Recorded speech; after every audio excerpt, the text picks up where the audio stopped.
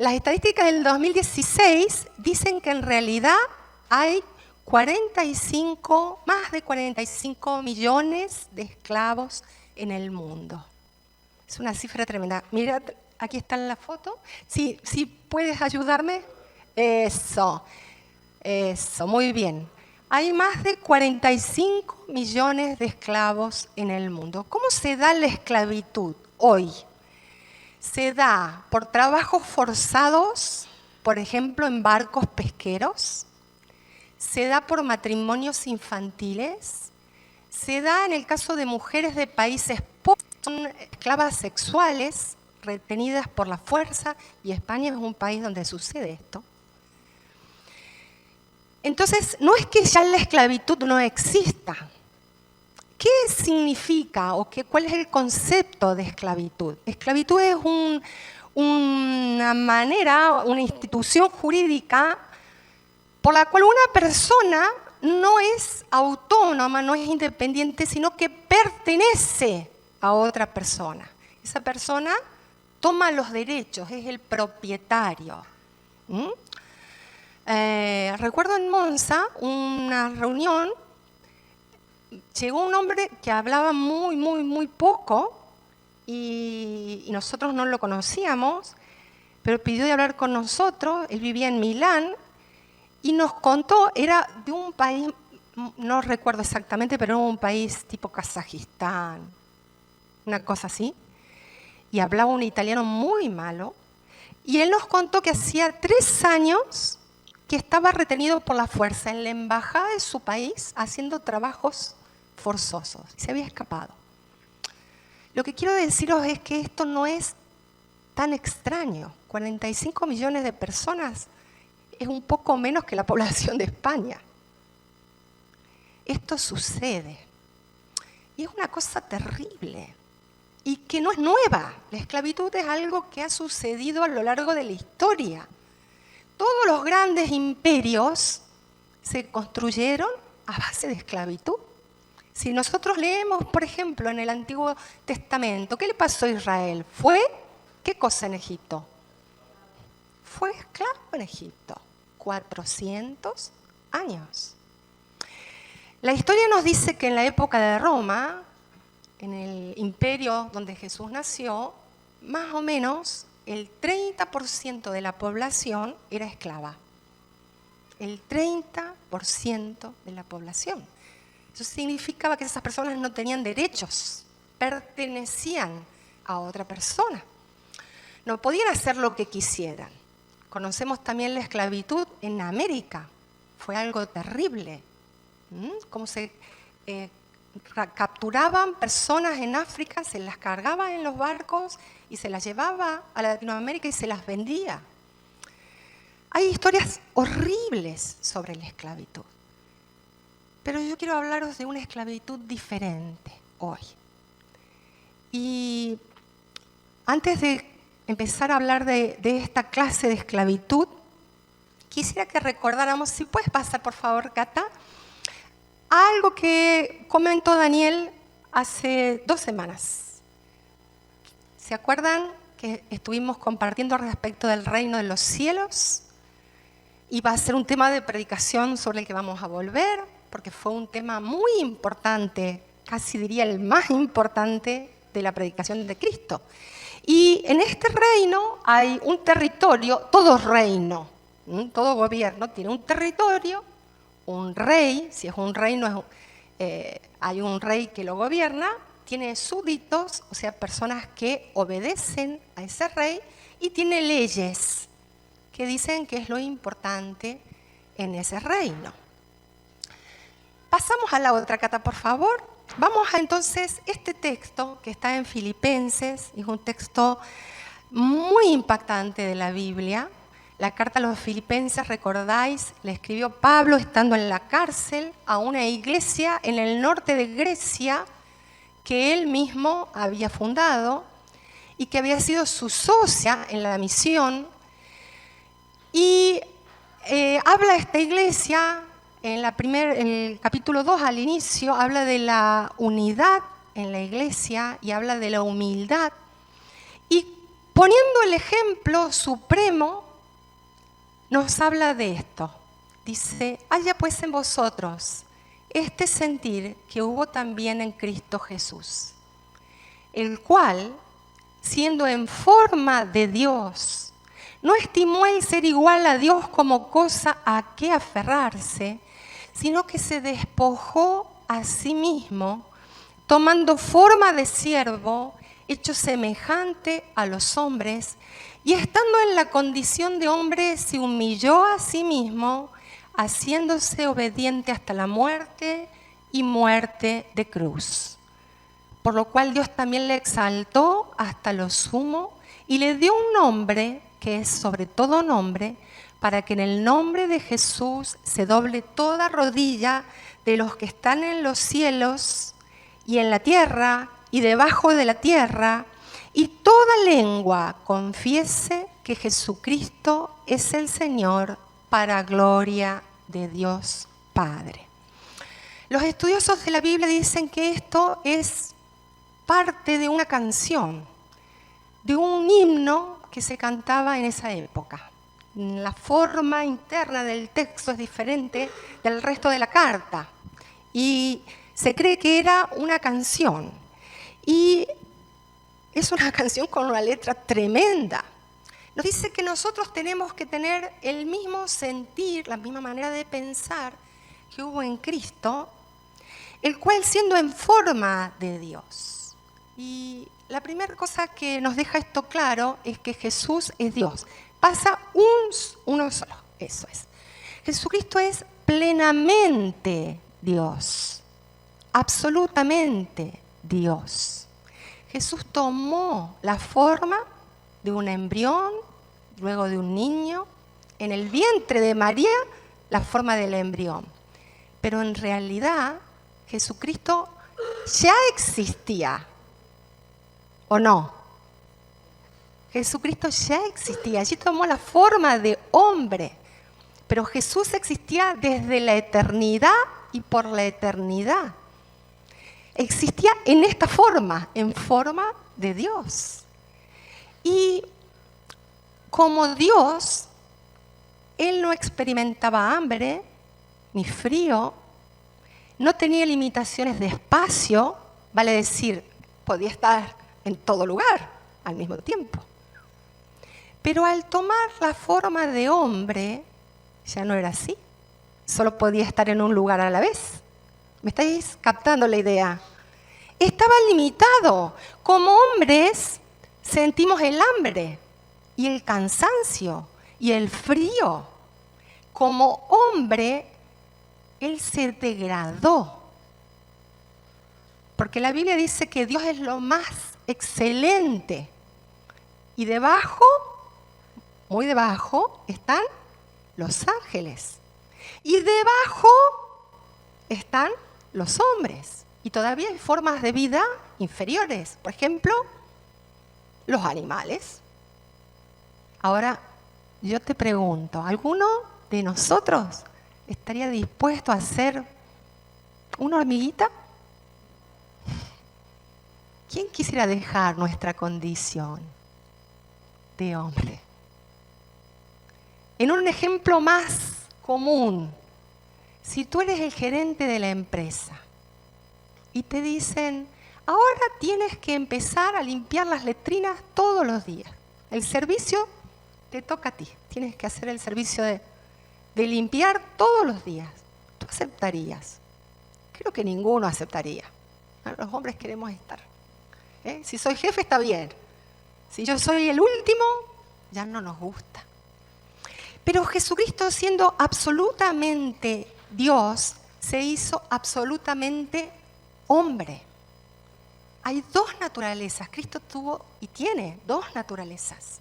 Es Dios y es hombre. Y en esa humanidad,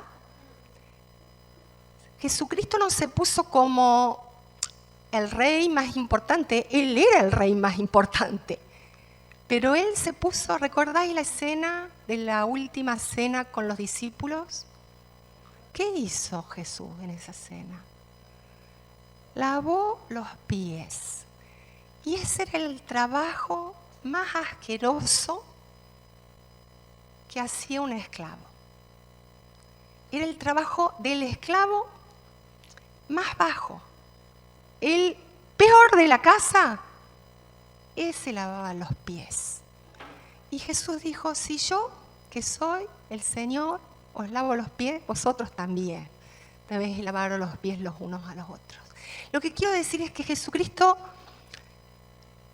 vino como hombre y además, siendo hombre, tomó la posición de siervo. Él estuvo dispuesto a servir a los demás. ¿Puedes pasar, Cata, por favor, eso? Lamento que puse una letra que en mi ordenador va bien, pero aquí hay una parte que no se ve. Otro golpecito si le puedes hacer. Eso, muy bien. La última parte no se ve. Dice Jesús, esta es la nueva traducción viviente, dice, renunció a sus privilegios divinos, adoptó la humilde posición de un esclavo de tiempo, de espacio, de dolor, de frío, y nació como un ser humano. Cuando apareció en forma de hombre, todavía bajó más. Se humilló a sí mismo en obediencia a Dios y murió en una cruz como morían los criminales. ¿Sabes? Él no vivió en palacios. Jesús nació en el lugar más pobre y Jesús murió en la forma más terrible. Era la peor muerte. La de los peores criminales, ellos eran muertos en una cruz. Y además, en ese momento Él cargó lo peor de la humanidad, el pecado. Las cosas más horribles que han sucedido. Él pagó por esas cosas. Él sufrió lo que me tocaba a mí, lo que te tocaba a ti, que éramos culpables. Y murió en una cruz como mueren los criminales, pero Él no había cometido ningún delito. Él no tenía pecado. Qué tremendo que alguien se degrade así. Y lo que me impresiona de esto es que dice que Él, el versículo 8, guardadlo en vuestras Biblias, dice, estando en condición de hombre, se humilló a sí mismo. El versículo 7 dice, sino que se despojó a sí mismo. Vale decir, nadie le quitó a Jesús nada. Él se despojó. Y aquí nos habla de su grandeza. Porque no es igual cuando alguien te roba o cuando tú lo das. No es igual. Jesús lo dio. Fue su voluntad. Si podemos pasar a la otra, Cata, por favor. Hay un libro de Max Lucado que me gusta el título. Dice, Él eligió los clavos. No fue algo que le fue impuesto de fuera. Jesús lo eligió. ¿Por qué hizo esto? ¿Por amor por ti? Porque tú no te podías salvar. Era necesario que Dios, siendo hombre, salvara. Uno como nosotros, pero que a la vez también es Dios. Qué tremendo. Y luego que Jesús hizo esto, dice, por lo cual Dios también lo exaltó hasta lo sumo y le dio un nombre que es sobre todo nombre. Jesús estuvo dispuesto a bajar. ¿Y Dios qué hizo? Dios el Padre. Luego de esto, ¿qué hizo? Lo levantó a un lugar sobre todo. El máximo lugar.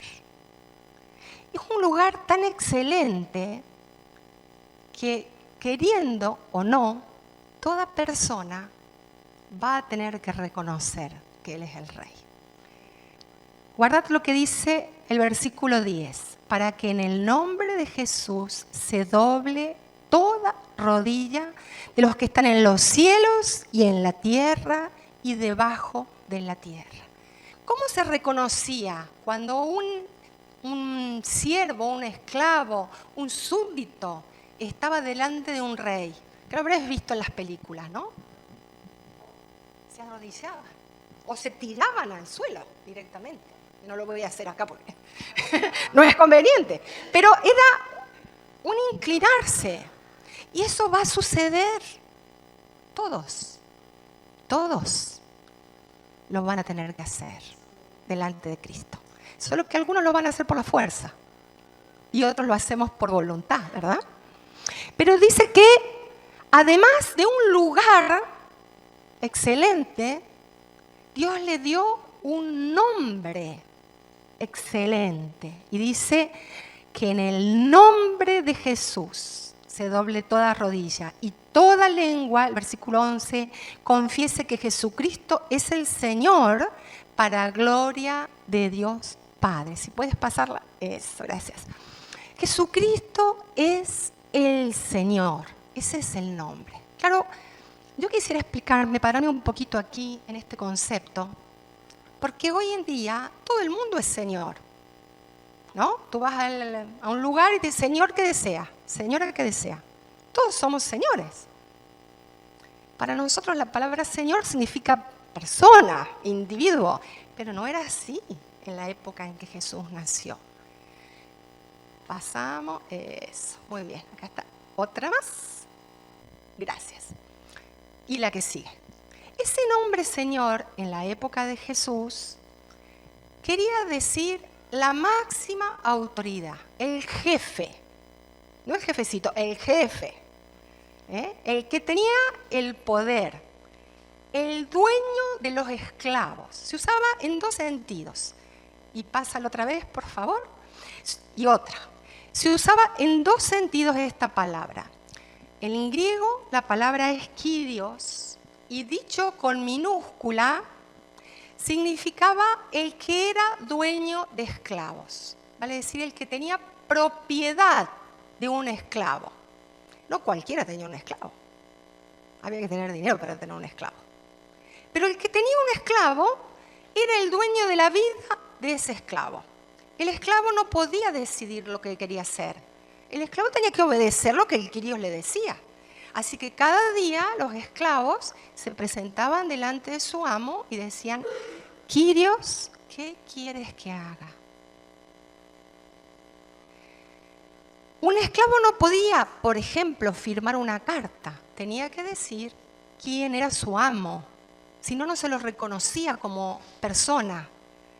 Era ese amo el que le daba legitimidad, existencia. Esa era una definición o un uso de la palabra Kyrios. Y había un uso todavía más exclusivo, que era la palabra Kyrios con mayúscula. Y ese era el César. Vosotros sabéis que Jesús nació durante el Imperio Romano y el Imperio Romano era gobernado por una persona, el César.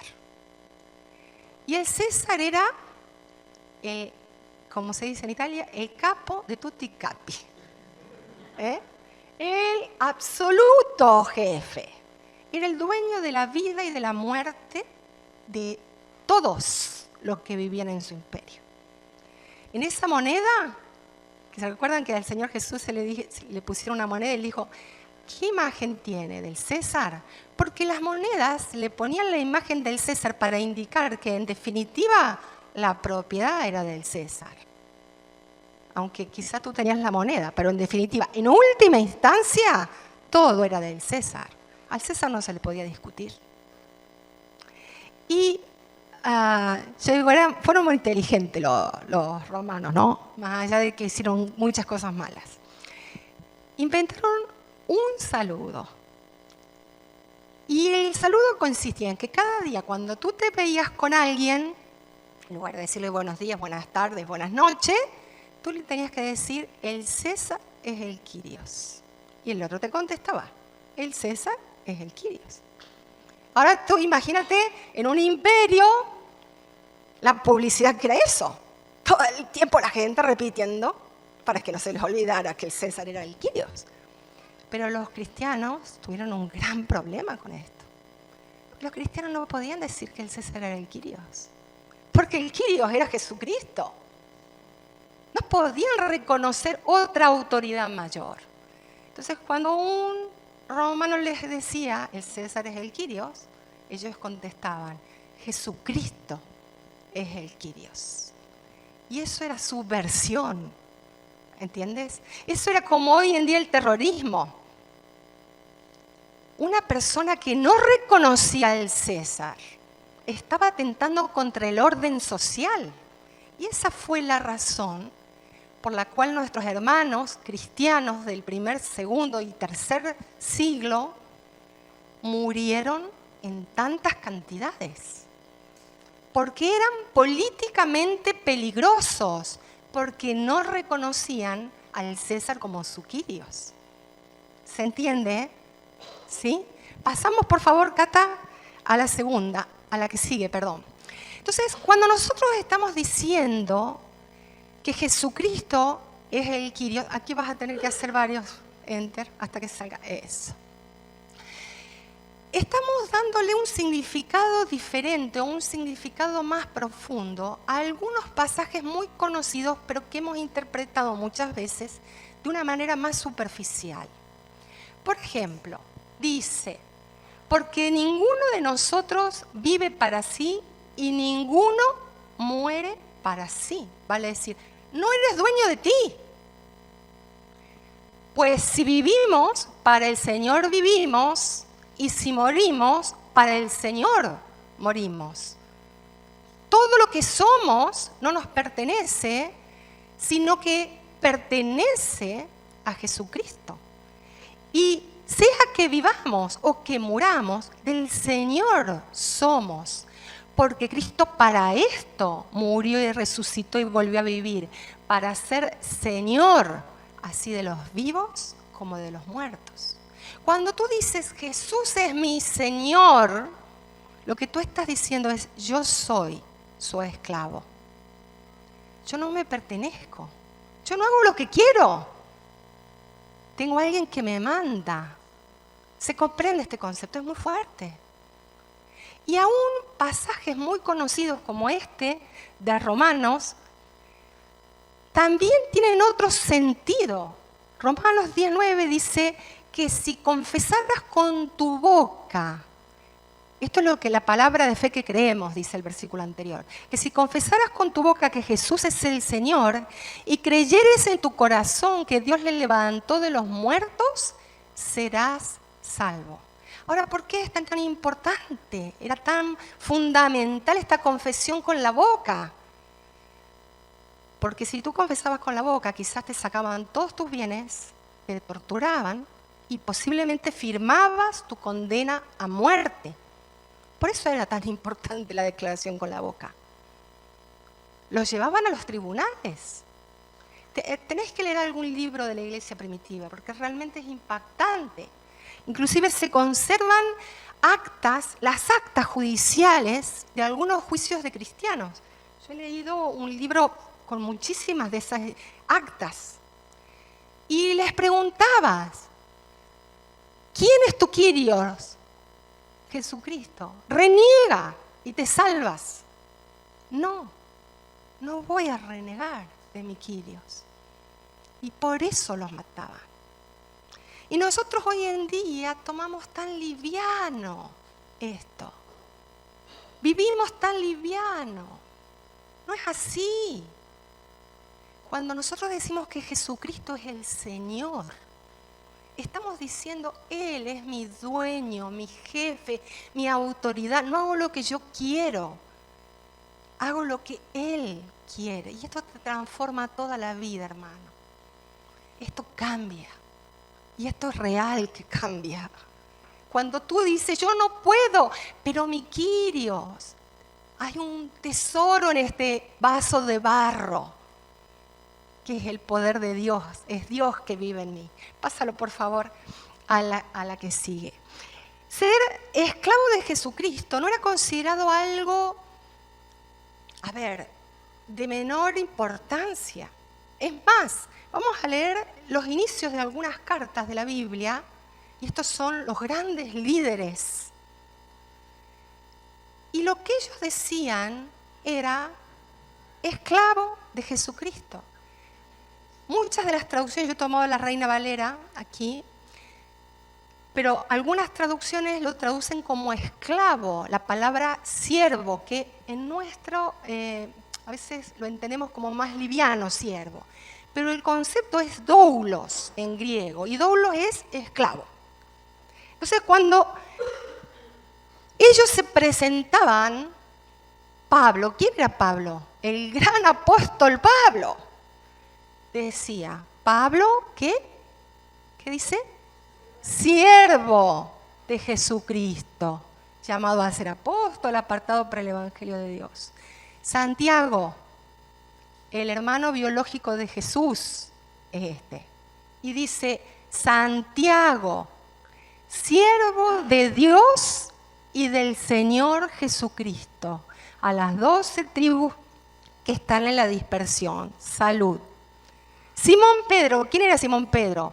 El gran apóstol, siervo y apóstol de Jesucristo, a los que habéis alcanzado por la justicia de nuestro Dios y Salvador Jesucristo, una fe igualmente preciosa que la nuestra.